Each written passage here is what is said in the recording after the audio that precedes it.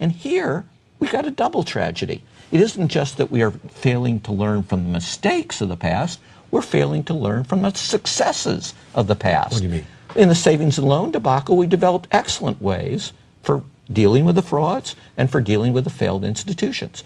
And for 15 years after the savings and loan crisis, didn't matter which party was in power, the U.S. Treasury Secretary would fly over to Tokyo and tell the Japanese, you ought to do things the way we did in the savings and loan crisis because it worked really well. Instead, you're covering up the bank losses because you say you need confidence. And so we have to lie to the people to create confidence. And it doesn't work. You will cause your recession to continue and continue, and the Japanese call it the lost decade as a result. So now we get in trouble, and what do? We adopt the Japanese approach of lying about the assets. And you know what? It's working just as well as it did in Japan. Yeah. Are you saying that Timothy Geithner, the Secretary of the Treasury, and others in the administration with the banks are engaged in a cover-up to keep us from knowing what went wrong? And Absolutely. You are? Absolutely. Because they are scared to death. All right? They're scared to death of a collapse.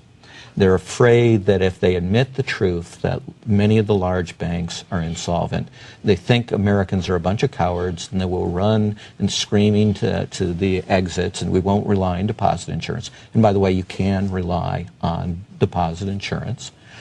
And it's foolishness. All right? Now, it may be worse than that. You can impute more cynical motives, but I think they are sincerely just panicked about we just can't let big banks fail. That's wrong. But what might happen at this point if, in fact, they keep from us the true health of the banks? Well, then the banks will, as they did in Japan, either stay enormously weak or the Treasury will be forced to increasingly absurd giveaways of taxpayer money. We've seen how horrific AIG. Right? And remember, they kept secret from everyone what AIG they were doing with, Treasury. And both administrations, the Bush administration and now the Obama administration, kept secret from us what was being done with AIG. AIG was being used secretly to bail out favored banks, like UBS and like Goldman Sachs, Secretary Paulson's firm that he had come from being CEO. It got the largest amount of money, $12.9 billion, and they didn't want us to know that. And it was only congressional pressure, and not congressional pressure, by the way, on Geithner, but congressional pressure on AIG, where Congress said, we will not give you a single penny more unless we know who received the money. And when he was Treasury Secretary, Paulson created a recommendation group to tell Treasury what they ought to do with AIG, and he put Goldman Sachs on it. Even though Goldman Sachs had a big vested stake. Massive stake, and even though he had just been CEO of Goldman Sachs before becoming Treasury Secretary. Now, in most stages in American history, that would be a scandal of such proportions that he wouldn't be allowed in civilized society. Yeah, like a conflict of interest, it seems. Massive conflict So how did of they get interest. away with it? I don't know whether we've lost our capability of outrage or whether the cover-up has been so successful that people just don't have the facts to react to it.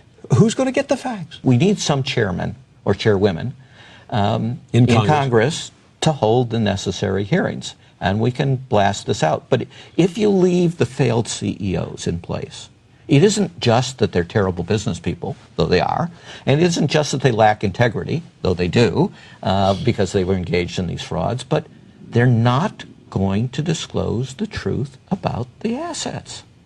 And we have to know that in order to know what?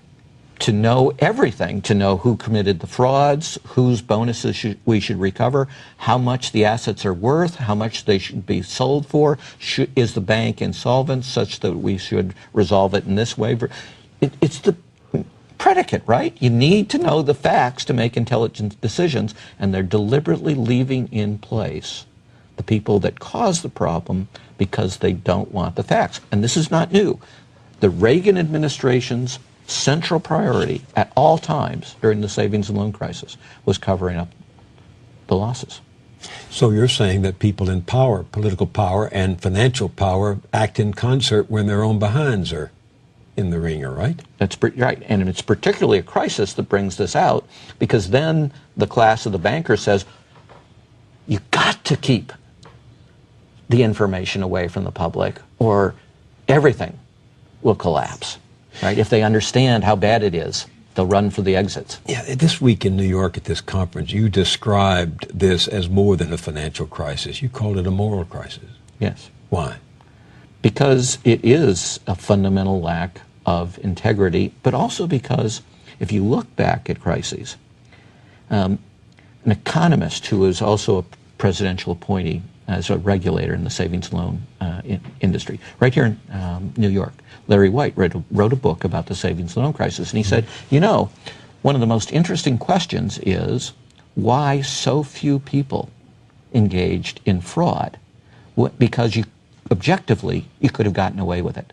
But only about 10% of the CEOs engaged in fraud.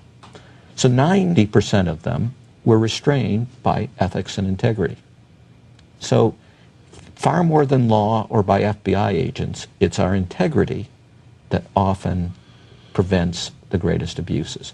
And what we had in this crisis, instead of the savings and loan, is the most elite institutions in America engaging or facilitating fraud. This wound that you say has been inflicted on American life, the loss of workers' income and security and pensions and future, happened because of the misconduct of a relatively few very well-heeled people in very well-decorated corporate suites, right? Right. It was relatively a handful of people. And their ideologies, which swept away regulation. So, in the example, regulation means that cheaters don't prosper. So instead of being bad for capitalism, it's what saves capitalism. Honest purveyors prosper is what we want, and you need regulation and law enforcement to be able to do this. The tragedy of this crisis is it didn't need to happen at all. When you wake up in the middle of the night thinking about your work, what do you make of that? What do you tell yourself? There's a saying that we took great comfort in. It's actually by the Dutch, who were fighting this impossible war for independence against what was then the most powerful nation in the world, Spain. And their motto was, it is not necessary to hope in order to persevere.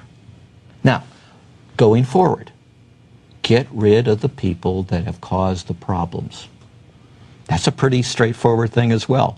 Why would we keep CEOs and CFOs and other senior officers that had caused the problems? That's facially nuts. That's our current system.